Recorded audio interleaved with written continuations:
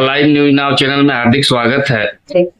देखा जाए कि आज ऐसे मुकाम पे आप खड़ी हैं और आपने तीन स्कूल संचालित कर रही हैं, इसके बारे में क्या कहना चाहेंगे?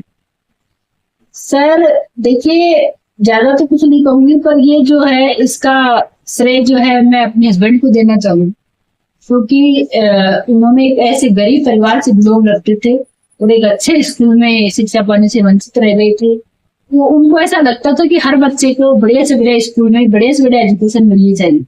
तो वो एक 12वीं क्लास का बच्चा जो ढंग से अपने बारे में या किसी चीज के बारे में नहीं जानता है, 12वीं क्लास में स्कूल के लिए, और सेकेंड ईयर में उनकी शादी हो गई मेरे साथ।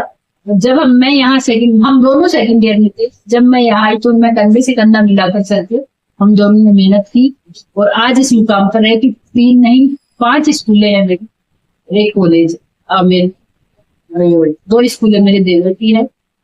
और आपने देखी हाईटेक सुविधाएं सर ने दी है। अभी इंग्लिश प्री प्राइमरी जो खोली है, उसमें सारी सुविधाएं, चाहे वो कंप्यूटर से संबंधित हो, चाहे एसी से संबंधित हो, चाहे मतलब स्मार्ट क्लासेस सारी छोटे बच्चों को प्रदान की है।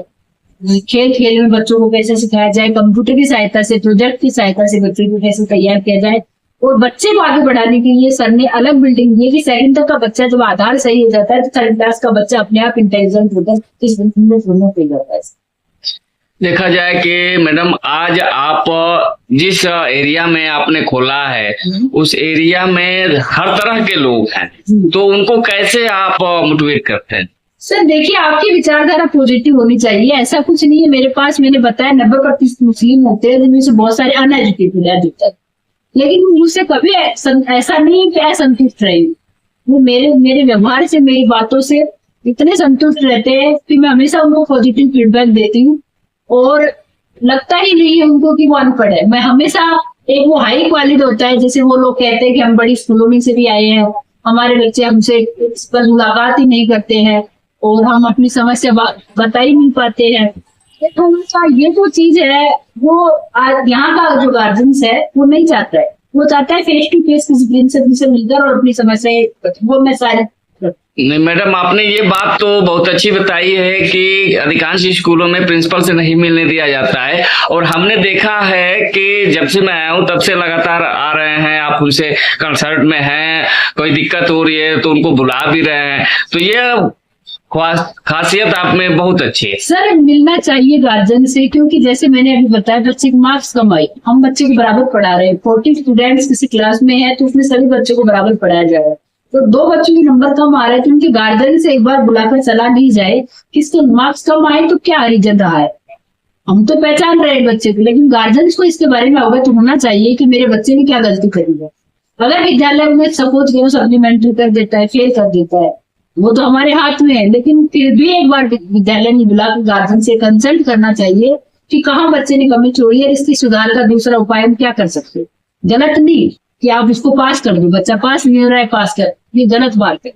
इसके गार्जियन से इसलिए मुलाकात करती हूँ कि अब इसका क्या किया जाए, इसको एक बार और मौका दिया जाए या इसको किस तरह से इसको सुधारा जाए।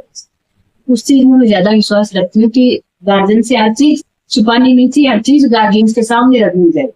सबसे बड़ी खासियत हमने देखा है कि आपके यहाँ जो स्टाफ है वो बच्चों के साथ लग ही नहीं रहा है कि ये टीचर है और ये बच्चे हैं। बिल्कुल सर, ये मेरे सारे भाई बहन है। मैंने अपने आप को कभी भी शुक्रिया नहीं समझा है और ना ही मैंने प्रिंसिपल समझा है, क्योंकि मैं अपने आप को समझती हूँ मैं राइट हैंड है तो स्टाफ लेफ्ट हैंड है। जब तक आप दोनों हाथों नहीं मिलाओगे ताली नहीं बजेगी। तो मेरी शुरू से सोच रही कि they are my brothers and sisters, वो मेरे भाई बहन है और वो मेरे पास काम कर रहे हैं, पर भी उन लोगों को अलग महसूस नहीं होना चाहिए कि प्रिंसिपल है और ये स्टाफ। उनकी समस्या सारी सुननी चाहिए, वो जो बताना चाहते हैं वो जरूरी नहीं है कि सीट पर बैठकर मुझे ज्ञान ज्यादा हो, मुझसे ज्यादा ज्ञान स्टाफ में हो सकता है। उनका ज्ञान शेयर करना चाहिए, पूछना चाहिए, उनसे राय लेनी चाहिए, बात करनी चाहिए। वो जो बताते हैं बहुत अच्छी बातें बताते हैं स्टाफ वाले। अभी आपने देखा कि हमारे साथ SRM स्कूल की डायरेक्टर आशा यादव जी हमारे साथ थे और उन्होंने अच्छी अच्छी जानकारियां दी हैं, क्योंकि विद्यालय चलाना, संचालित करना, साथ ही अभिभावकों से मिलना, यह बड़ी प्रेरणादायक बातें इन्होंने बताई। मैडम एक चीज लास्ट में ये कहना चाहूंगा कि जैसे हमारे यहाँ जो पेरेंट्स आते हैं जी और बच्चे आते हैं, कुछ गरीब भी आते हैं, कुछ अमीर भी आते हैं, कुछ लोग ऐसे भी आते हैं कि जो अपना फीस वो नहीं कर पाते हैं, दे नहीं पाते हैं, उनके लिए क्या आप सुविधा कर रखे देखिए हैं? सबसे पहले तो गवर्नमेंट ने बना रखे हैं नियम आरटी वाले, फिर भी उनसे वंचित रह जाते हैं क्योंकि कितने बच्चों को आरटी में लिया जाएगा। गैर आरटी के अकॉर्डिंग ही गवर्नमेंट आरटी में सेलेक्ट करती है।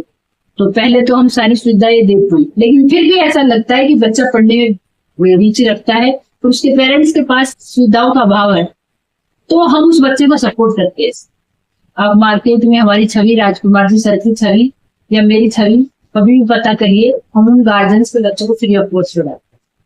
और सबसे बड़ा दान विद्या का दान है। अगर मैंने 100 बच्चों में 2 बच्चों को फ्री पढ़ाया है ना, तो मेरा सबसे बड़ा दान है।